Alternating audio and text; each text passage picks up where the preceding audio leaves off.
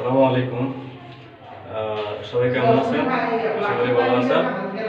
এই যে একটা ডাবল বাথরুম ওয়ারিং দেখতেছেন আপনারা, এটা হচ্ছে ডাবল গরম ঠান্ডা দুইটাই লাইন।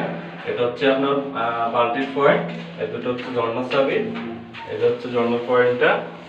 তো এই যে আপনার বাল্টির পয়েন্ট দুইটা মিডল আছে আপনার 6 ইঞ্চি, এখানে একটা পার্ট মিক্সার পরিবেশ সমস্যা নেই।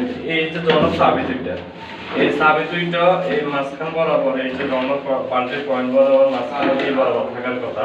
তার মানে এই দুইটার মিডলও 6 ইঞ্চি হইতো, কিন্তু এখন ওনারা এরকম ভাবে করছে এই দুইটার মিডল আছে এই যে 13.5 ইঞ্চি। এই যে 13.5 ইঞ্চি, এই দুইটার মিডল হওয়ার কথা যে 6 ইঞ্চি, 6 ইঞ্চির মাঝখানে এই দুইটা থাকার কথা।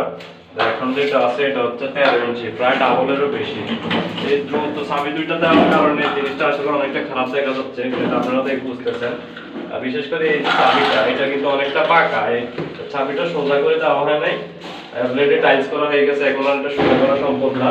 টাইলসের আগে এই যে চাবিটা সোজা করে দেয় না, এই যে চাবি দুইটা এত দ্রুত, এই পয়েন্ট দুইটা হচ্ছে এই দুইটা ঠিক আছে, এই চাবি দুইটা দ্রুত দেওয়ার কারণে আপনার কাজটা এখন সুন্দর দেখা যাচ্ছে না।